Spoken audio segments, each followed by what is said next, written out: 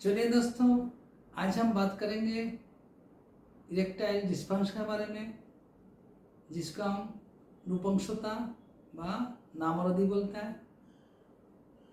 Erectile dysfunction का जो video हम बना रहे हैं, क्योंकि हम लोग मेल इनफर्टिलिटी के ऊपर हम वीडियो बना रहे हैं, और इरेक्टाइल डिस्फंक्शन मेल इनफर्टिलिटी का मेन कारण होता है। इरेक्टाइल डिस्फंक्शन क्या होता है? जो मेल लोग होता है, जब वो इंटरकोर्स नहीं करने पाता है, उसको जो ब्लड फ्लो पेनिस में आता है और वो उसमें हार्डनेस नहीं होता है, और हार्डनेस होता भी है थोड़ा टाइम के लिए, फिर वो ढीला हो जाता है, लूज हो जाता है, बस उसको इरेक्शन नहीं होता है। इसके हम इरेक्टाइल डिस्फंक्शन बोलते हैं।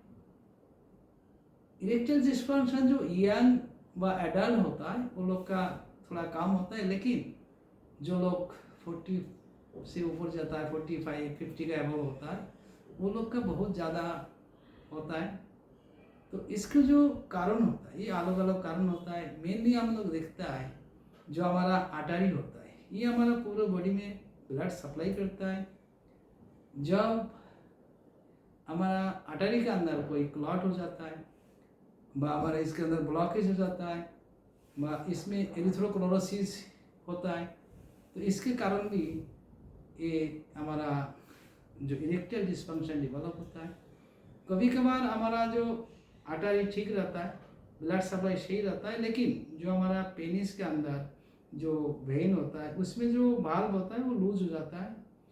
उसके कारण भी जब आपका आर्टरी से ब्लड सप्लाई होता है, लेकिन वो साथ साथ ही जो वेन होता है, उसके जो वाल्व होता है उसके अंदर से निकल जाता है, जिसके कारण इरेक्टाइल डिस्फंक्शन डेवलप होता है। जो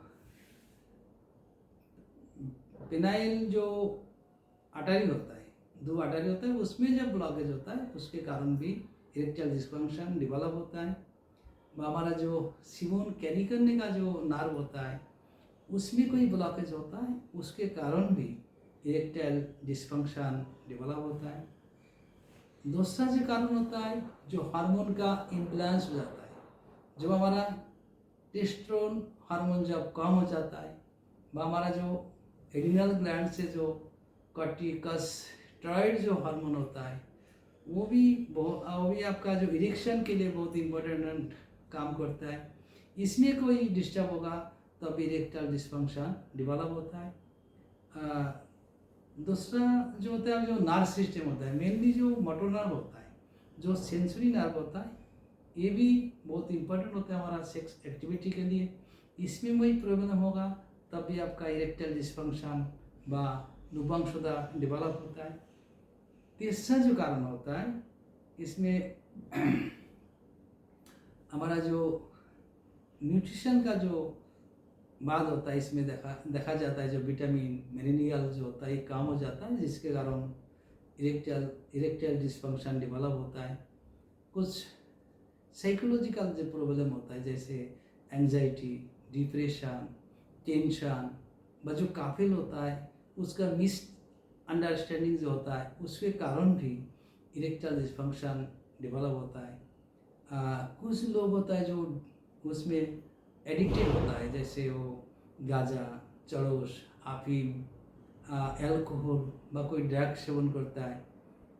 और कुछ लोग लंबा टाइम तो जो मेडिसिन यूज़ करता है, जैसे डायबिटिक पेशेंट होता है, डायबिटिक न्यूरोपैथी हो जाता है, ये लोग का बहुत इरेक्टाइल डिस्फंक्शन होता है। तो इस सब पेशेंट का जो नर्व सिस्टम बहुत वीक हो जाता है, और वीक होने के कारण हमारा इरेक्टाइल डिस्फंक्शन डेवलप होता है। और इसमें दूसरा से तीसरा चौथा जो कारण होता है, जैसे हमारा पोस्टरल ग्लैंड होता है, जब पोस्टरल ग्लैंड में जब एनलार्जमेंट होता है, जो लोग का बिनाइन एनलार्जमेंट ऑफ पोस्टराइटिस होता है, ये लोग का जो लोग का होता है 100% लोग का इरेक्टाइल डिस्फंक्शन डेवलप होता है। तो ऐसे बहुत सारा जो कारण होता है। तो इसके कंडीशन में हम लोग जो मेडिसिन है, हम लोग का इलेक्ट्रो होम्योपैथिक मेडिसिन होता है, ये पूरा हर्बल बेस्ड मेडिसिन होता है, और इसमें कोई केमिकल कंपोजिशन नहीं होता है।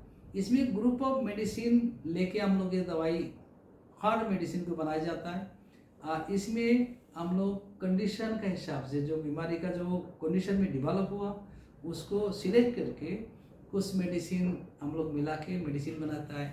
एज लाइक जैसे हमारा मोटर नर्व में कोई दिक्कत होगा तो हम S5 यूज़ करता है। जब सेंसरी नर्व में कोई प्रॉब्लम होगा तो हम C3 को S3 को यूज़ करता है। जैसे हमारा हार्ट में कोई दिक्कत होगा तो हम उसमें A3 A1 का यूज़ करता है। नर्व ब्रेन में कोई प्रॉब्लम होगा तो A2 का यूज़ करते हैं हम लोग। नर्व सिस्टम में कोई दिक्कत है A1 का यूज़ करता है। न्यूट्रिशन के लिए हम A3 A11 का यूज़ करता है। जैसे आपका बेनियल ग्रुप के B1 का हम यूज़ करता है। तो ऐसे हम लोग सब मेडिसिन को मिला के ड्रॉप बना के पेशेंट को देता है। और जब हम फर्स्ट मंथ जो दवाई व मेडिसिन देता है उसकी पेशेंट का 30% डिजीज़ रिकवर हो जाता है। जो सेकेंड और थर्ड महीना होता है इसमें पूरा 100% इरेक्टाइल डिस्फंक्शन व नपुंसकता रिकवर हो जाता है, ठीक हो जाता है। इसमें जो मेल का इनफर्टिलिटी जो डेवलप होता है, जब इरेक्टाइल डिस्फंक्शन ठीक होता है तो वो भी पूरा तरह से ठीक हो जाता है। और जो उसको फर्टिलाइजेशन करने का जो कैपेसिटी वो मेल का आ जाता है। आज यह तो कि नमस्कार।